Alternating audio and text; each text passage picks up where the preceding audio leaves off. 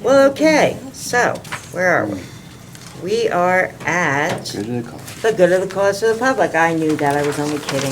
Well, the Board of Education recognizes the value of public comment on educational issues and the importance of providing an opportunity to the public to express themselves on school-related matters of concern to the residents of East Brunswick, to allow for a fair and orderly public comment period in accordance with Board Bylaw number 0167. Individual comments are limited to 5 minutes.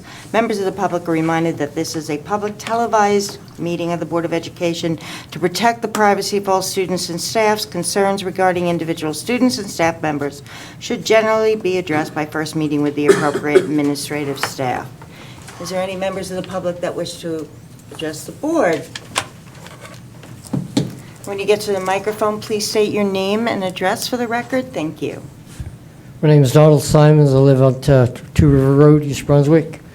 Back in the beginning of July, I talked to, I guess, Mr. Giuliani, Transportation, about school buses. Being where I live, it's on the corner of Main Street and River Road. And it's a blind spot coming in from Sayreville, making a right-hand turn on River Road. I've got cars coming around without stopping for the red light. I have them come into left-hand turn lanes and that.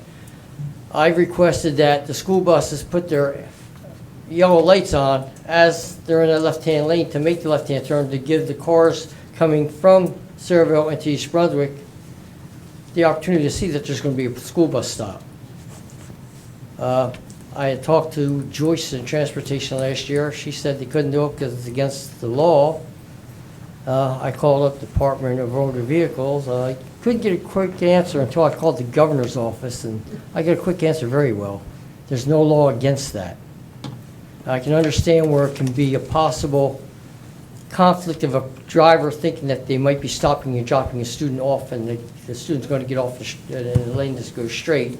So if the bus drivers could, as they're making the turn, have their amber lights on, and then at least they can see that there's a bus stop there, because the bus stop once is within 100 feet of the corner. And I know the state law says 300 feet. If possible, there are circumstances where it's not possible. The other thing is over here, and I've noticed in between 9:30 and 10 o'clock in the morning, you have school buses parked in a fire zone at Chittick School. It says no parking fire zone. School buses are parked there. I have a grandson in that school. I don't appreciate school bus drivers parking in a fire zone when it says no parking. So I'd like something done about that. I mentioned that to Joyce last year. Now, obviously, the bus drivers aren't paying attention to whatever somebody's saying.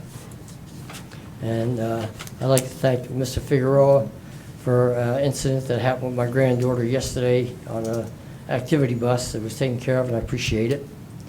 And your new principal over at Chittick School, she's doing a great job. She's out there. She's telling the parents they can't park in the fire zone to pick kids up after school, and she's doing a great job. Thank you. Thank you. Any other members of the public wishing to address the board?